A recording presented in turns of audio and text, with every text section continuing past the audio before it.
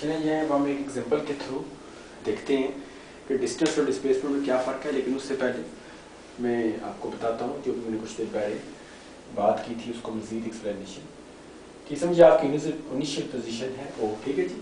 यानी आप अपने घर से निकलते हैं, अपने किसी काम से मार्केट जाते हैं और ये है वो फाइनल पोजीशन मार्केट जहाँ आपने कोई चीज़ खरीदने जाना था। तो आप ये पाथ फॉलो करते हैं। देखिए पहले आप एक जगह गए, फिर दूसरी जगह, फिर तीसरी, फिर चौथी, और घूमते फिरते आखिर आप मार्केट तक पहुंच गए। ठीक है, पहले आप यहाँ आए, जो भी अपना काम था यहाँ किया, ये पॉइंट लेट अस सपोज ए, फिर यहाँ आए बी, और फाइनली फिर आप यहाँ पहुँच गए पॉइंट सी। ये आज जो टोटल लेंथ आपने कवर की ना, ये क्या कहलाएगी? डिस्टेंस। ठीक है, मतलब आपका डिस्टेंस आपने क्या इस दौरान तय किया, टोटल लेंथ। देखें ओ से पहले आप ए पर आए, फिर आप ए से बी पर आए, और उसके बाद आप बी से सी पर आए। ये देखिए। अच्छा, अब आप शॉर्टकट भी मार सकते थे। वो कैसे? अगर आप डायरेक्ट ये पाथ फॉलो करते हैं। ये देखिए, ये तो shortest distance between two point displacement कहलाता है। डिस्प्लेसमेंट आपका कितना है, जरा देखिए जरा आप। डिस्प्लेसमेंट चूंकि वेक्टर है, लिहाजा मैं वेक्टर नोटेशन से इसको रिप्रेजेंट करूंगा। ये देखिए ओ सी, ये वेक्टर की एरो यूज की है, ये आपका डिस्प्लेसमेंट शो है। तो इस डायग्राम में ये जो पाथ फॉलो है, इसमें आप देख सकते हैं कि आपका डिस्टेंस क्या था, डिस्प्लेसमेंट क्या, ये टोटल लेंथ है जो कवर की। यहाँ से पहले आप इधर गए, फिर इस तरह, फिर बी पर, और फिर फाइनल अपनी पोजीशन में पहुंचे। जबकि distance between two point, shortest distance between two point displacement था। चूंकि ये वेक्टर है, लिहाजा इसके लिए डायरेक्शन को मेंशन करने की जरूरत है। इसकी जरूरत है वेस्ट, ईस्ट, साउथ, नॉर्थ। तो इसकी डायरेक्शन किस तरह से जरा चेक कीजिए। ओ नॉर्थ, ये स्ट्रेट लाइन का सी, ये नॉर्थ टू साउथ।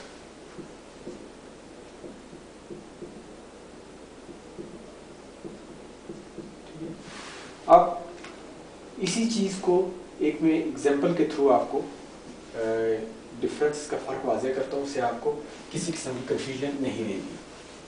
तो ये आप इसको देखें। आप यहाँ इनिशियल पोजीशन ओ से चले, ठीक है, जाना आपने यहाँ था, ये आपका फाइनल पॉइंट है मार्केट में कोई चीज़ खरीदने के लिए। तो पहले आप अपने किसी काम की वजह से इस साइड पर चले गए। ये देखिए, ये पाथ आपने फॉलो किया, फिर आप वहाँ से इस तरफ आए, ठीक है, फर्दर, और उसके बाद फाइनली यहाँ ओ से आप ए की तरफ गए। समझो 1 किलोमीटर का आपने फासला तय किया। ए से फिर आप बी 3 किलोमीटर तक का फासला आपने तय किया, और वहाँ से फिर आप फाइनली सी तक पहुँचे। ठीक है।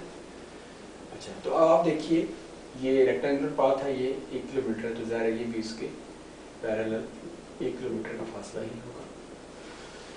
अच्छा, देखिए आपने इस दौरान टोटल डिस्टेंस कितना कवर किया अपने घर से यहाँ तक। ओ ए से बी आप गए, फिर और फाइनली बी से सी, यानी जो आपकी मंजिल थी।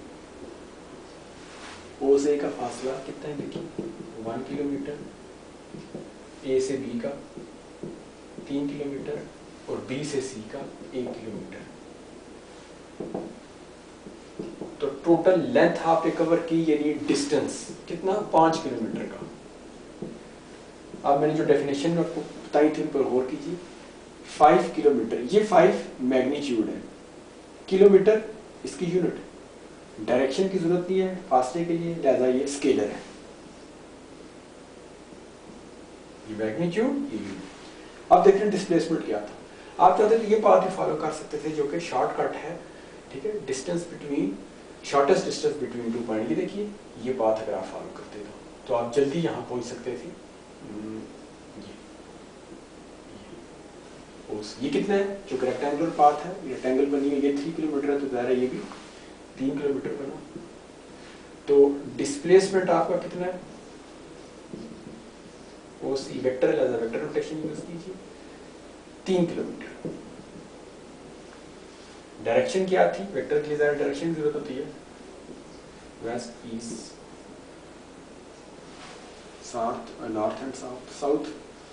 अच्छा ये देखिए ओ, ये डायरेक्शन बनी ओ से सी, चेक कीजिए ईस्ट टू वेस्ट।